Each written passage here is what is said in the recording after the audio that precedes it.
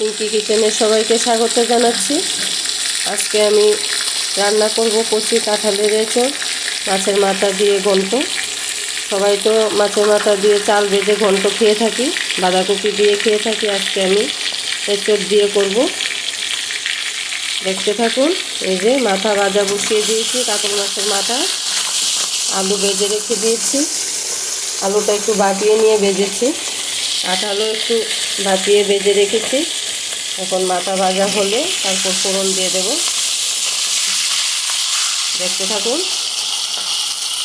আমি পুরো রান্নাটাই সর্ষের তেলে করছি। ইচ্ছে করলে আপনারা সাদা তেল দিয়ে ভাজতে পারবেন কাঁঠাল, আলু, মাছের মাথা এগুলি। আজ আমি সর্ষের তেল দিয়ে সবটা করছি। এই যে মাথা আমার অলমোস্ট ভাজা হয়ে গেছে, এখন নামিয়ে নেব। মাথা নামিয়ে নিচ্ছি। গ্যাসের ফ্লেমটাকে এখন মিডিয়ামে নিয়ে আসলাম।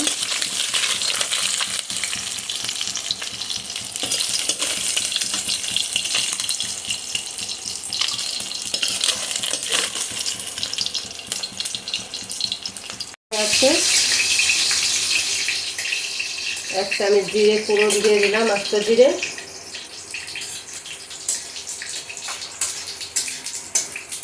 জিরেটা একটু লাল হয়ে আসো, তারপর দিয়ে দেবো বড় সাইজের হলে একটা পেঁয়াজ হবে, মিডিয়াম হলে 2টো পেঁয়াজ লাগবে। জিরে আমার ভাজা হয়ে এসছে, এখন পেঁয়াজটা দিয়ে দিচ্ছি।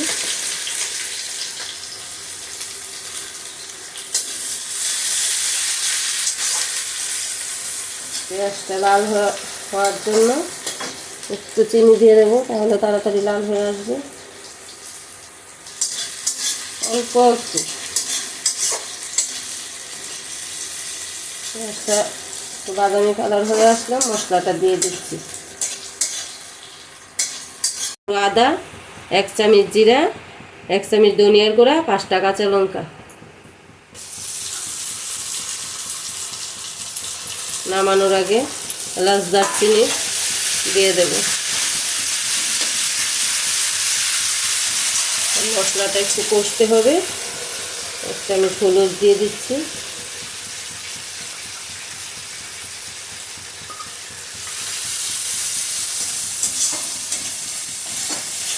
অল্প একটু চিনি দিয়ে দিচ্ছি, তাহলে মশলার কালারটা সুন্দর আসবে।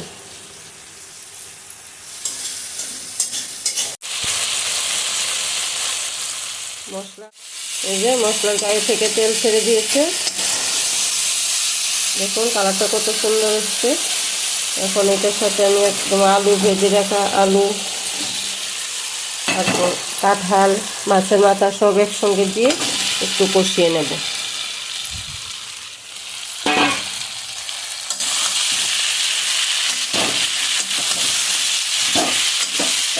এভাবে বাড়িতে ট্রাই করবেন, খুব ভালো লাগবে। নামানোর আগে একটু গরম মশলা দেবো, মানে এলাচ দারচিনি একসঙ্গে যাতে রেখে দিয়েছি আমি। নুন চিনি আপনাদের ইচ্ছে মতো দেবেন, যে যতটুকু খাওয়া পছন্দ করেন। কষিয়ে নিই, তারপর জলটা দিয়ে দেব। এখন আমার সবজি কষানো হয়ে গেছে, কাঁঠাল এই যে সেদ্ধ হয়ে গেছে একদম। গরম জল করে দিতে পারলে ভালো, আমি এখন ঠান্ডা জলে দিয়ে দিচ্ছি।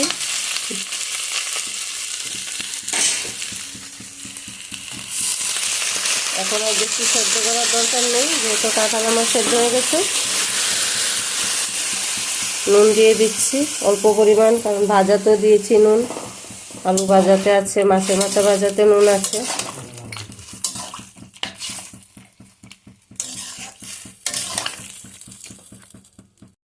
ঢাকনা দেওয়ার দরকার নেই, কাঁঠাল যেহেতু সিদ্ধ হয়ে গেছে।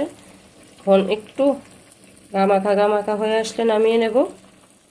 আরেকটা কথা, আমি এখানে কাঁঠালের পরিমাণ বুঝে জিরে ধনের গুঁড়ো দিয়েছি।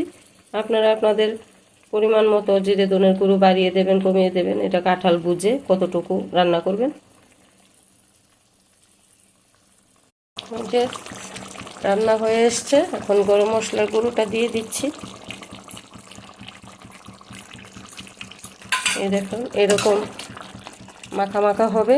এখন নামিয়ে নেব। হাত থেকে বেশি শুকালে আবার ঠান্ডা হয়ে গেলে আরও শুকিয়ে যাবে, তাহলে তরকারির স্বাদই থাকবে না। এই যে রান্না কমপ্লিট হয়ে গেছে। এখন গ্যাসটা বন্ধ করে নামিয়ে নিচ্ছি। রিং বলে নিয়ে নিয়েছি রান্নাটা। এই যে